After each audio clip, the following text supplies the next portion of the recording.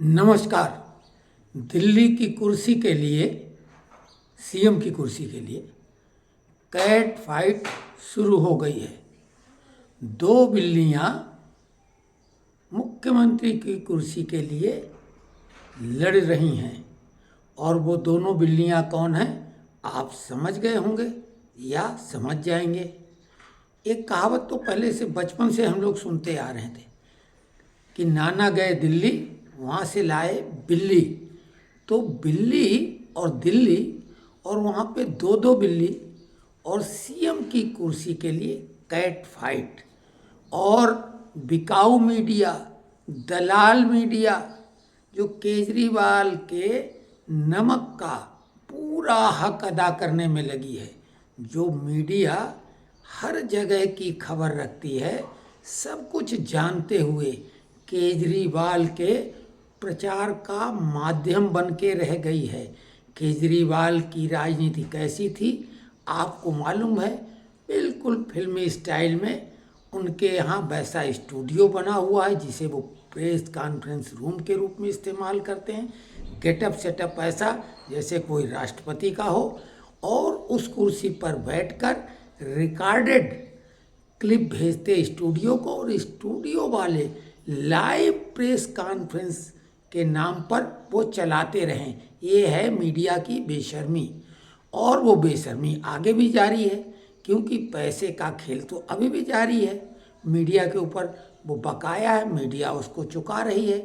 दिन भर में कितनी प्रेस कॉन्फ्रेंस, कितनी बाइट, पूरे भारत के मुख्यमंत्री मिलके जितनी प्रेस कॉन्फ्रेंस नहीं करते हैं उससे भी कई गुना अकेले दिल्ली का वो राज्य जो अर्ध राज्य है, वहाँ पर पुडुचेरी की तरह ही ये भी एक प्रदेश है जहाँ की बहुत सारे अधिकार एलजी के पास होते हैं।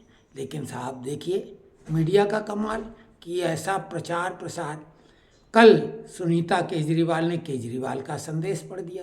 केजरीवाल के पास जैसे शीश महल में बाकी तो कोई काम था नहीं, वो मीडिया में अपनी जो प्रेस कॉन्फ्रेंस की, यानी स्टूडियो में शूट किया हुआ प्रेस कॉन्फ्रेंस का जो वहाँ चल जाया करता था, वही काम उसके पास था। तो शीश महल में तो उनके पास काम नहीं था, लेकिन वहाँ ईडी की कस्टडी में लिखित रूप में केजरीवाल को जवाब देने हैं। वहाँ वो नाटक भी कर रहा होगा लेकिन वो नहीं चलने वाला। तो वहाँ पे इनको दिल्ली की सरकार चलाने के लिए लेटर लिखने के लिए ईडी कहे कि हाँ साहब लीजिए एक पिए और ये लेटर लिखिए और इसको हम टाइप करवाते हैं और आपको भिजवा देते हैं। ये बताए कि भाई वहाँ से वो लेटर किस माध्यम से कैसे आया और केजरीवाल ने कैसे लिखा, और लिखा है तो उस पर हस्ताक्षर क्यों नहीं है। कोई सादी पर्ची पे कुछ भी लिखा हुआ, वो भी टाइप किया हुआ है। तो ये मजाक बना के रखा है, और मीडिया इससे भद्दा मजाक जनता के साथ नहीं कर सकती है। जनता को बेवकूफ़ बनाने का काम मीडिया कर रही है। केजरीवाल इसमें उतने दोषी नहीं हैं, लेकिन सुनीता केजरीवाल और आतिशी मरलेना के बीच में दिल्ली की कुर्सी के लिए कैट फाइट शुरू हो चुकी है। जब सुनीता केजरीवाल ने केजरीवाल का भावुक संदेश पढ़ा अपने स्टूडियो से, तो फिर आतिशी पीछे कहाँ रहने वाली थी, क्योंकि उन्हें तो लगता था, उनके मन में तो लड्डू फूटा था। अगर ध्यान दो, जब ईडी की टीम पहुंची थी तो आतिशी मरलेना अपने पुराने स्वाभाविक एक अंदाज, जो हर समय उनके हंसी जैसे मुंह पे बैठी रहती, दांत निकालती ही रहती, तो वो आतिशी मरलेना के मन में लड्डू फूटा था कि अब तो कुर्सी हम ही को मिलेगी, क्योंकि सारे महत्वपूर्ण विभाग आतिशी मरलेना के पास हैं। और उप मुख्यमंत्री मनीष सिसोदिया का बंगला और विभाग सभी आतिशी मरलेना के पास हैं। भले वो उप मुख्यमंत्री घोषित ना हो, तो वो तो ये मान रहे कि अब मुख्यमंत्री वो बन जाएंगे। लेकिन केजरीवाल जितना सातिर, उसने अपने किसी दोस्त को बख्शा है क्या। तो इस मामले में जैसे ही सुनीता केजरीवाल ने एक संदेश पढ़ा भावुक, तो आतिशी मरलेना को लगा कि वो पिछड़ रही है, तो वो भी एक संदेश केजरीवाल का भावुक सीवर और नालियों की उसकी चिंता लेके आ गई।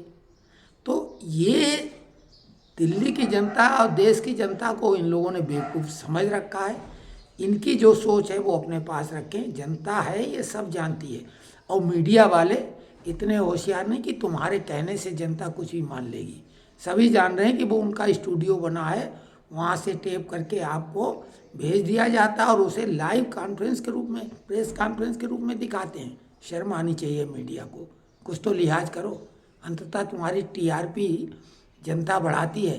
केजरीवाल पैसा देते हैं लेकिन उसी से चैनल नहीं चल पा रहा, इतने भी नहीं देते होंगे।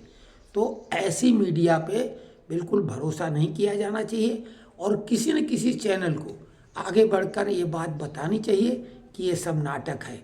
सोशल मीडिया पे ही केवल ये बताया जा रहा है कि ये सब नाटकबाजी है। केजरीवाल न तो वहाँ से कुछ लेटर लिख पाएंगे, न कहीं से वहाँ उनका परवाना लेके कोई कबूतर या कोई आ जाएगा, ऐसा कुछ नहीं है। ये सब मनगढ़ंत कहानियाँ चल रही हैं जनता को बेवकूफ़ बनाने के लिए। तो ये विश्लेषण कैसा लगा कमेंट्स बॉक्स में लिखें, और अगर आपको ये पसंद आ रहा तो और बहुत सारे ऐसी चीज़ें हैं जो मीडिया कभी नहीं बताएगी, हम बताने को तैयार हैं, बशर्ते आप थोड़ा प्रोत्साहित करें और हमारे को लाइक, सब्सक्राइब और कमेंट्स बॉक्स में लिखें। धन्यवाद।